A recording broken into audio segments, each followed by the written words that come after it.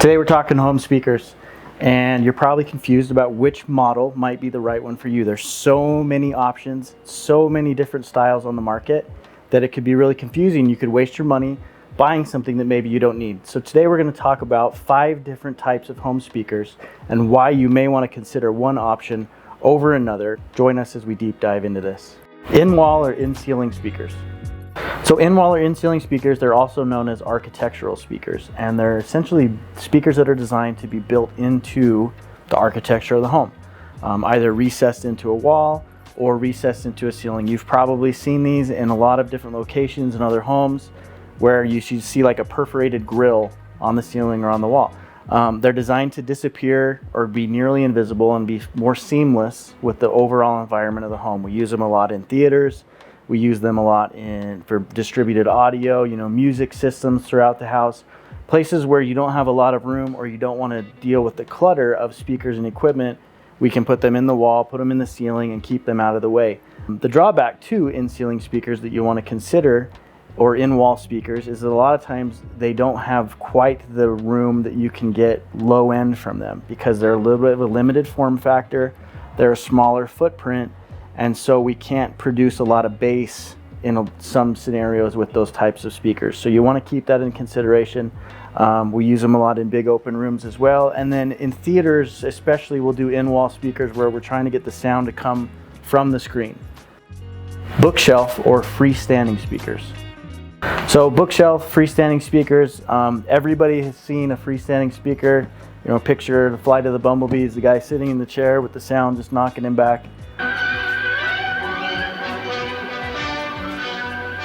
That's a freestanding speaker. They're usually large, they usually take up a lot of room. Bookshelf speakers are sort of the same concept, but just in a smaller footprint, and they were originally designed to be put on bookshelves. Smaller form factor. They have like more of a finished cabinet is what we call it. So you can get them in like a glossy wood or a nicer finish. They're a little more decorative, but they do take up more room. They're also considerably more expensive than an in-wall or an in-ceiling option.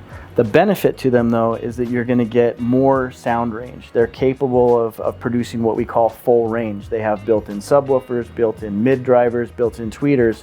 So instead of the in-ceiling where everything was combined into one, now we have them spread out through a cabinet, and each driver in the speaker is doing a specific job to produce that full range sound.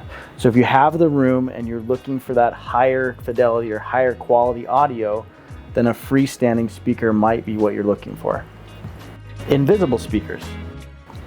Invisible speakers are exactly what they sound like. They're speakers that are intended to not be seen and not noticed. They install in the wall or in the ceiling, much like an in-ceiling or an in-wall architectural speaker, but they're designed to be completely mudded over and covered by the wall material. So you don't know they're there. If you're looking at the wall, I have a pair of them in front of me right now, and you can't tell that they're installed in this wall. They offer really, really nice sound. Not so much what you'd get from an in-ceiling speaker because they are playing through a type of membrane, but they do offer good background music, good quality sound for those rooms where you don't want to see the audio. Maybe like an art gallery or a really formal room where you don't want grills on the wall, you don't want freestanding speakers. Invisible speakers could be a really great option for you because you can get the benefit of the music or the sound in the room without having the wall clutter, without seeing them, without noticing they're there. They're by far our most designer-friendly speaker that we offer. Minimum opening. So minimum opening speakers, essentially the same thing as an in-ceiling or an in-wall speaker, just a much smaller footprint. And because they're a much smaller footprint, they're not capable of producing quite the amount of sound range that a normal in-ceiling speaker would, because when we're doing in-ceiling speakers, we're talking 6, 8-inch size woofers. When we're talking minimum opening, it's more like a 2-inch to a 3-inch size opening.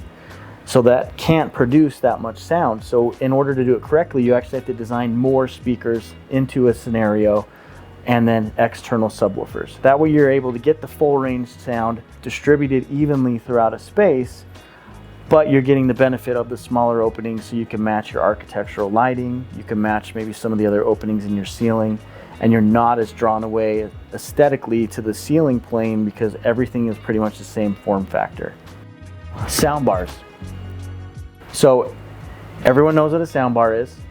There's pretty much not a manufacturer out there in the audio video space that doesn't make a soundbar at this point. You can buy them from Best Buy, you can buy them from Walmart. They come in all shapes and sizes. Not all soundbars are created equal. And so you really want to take into consideration when you're thinking of a soundbar solution, the size of the room, perhaps the distance away from the speaker that you're going to be watching, maybe TV, because typically when we put in a soundbar, it's almost always in tandem with a TV.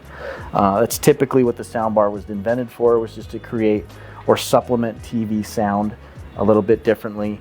And a lot of manufacturers have come up with some really, really nice soundbars that produce some really good cinema quality sound.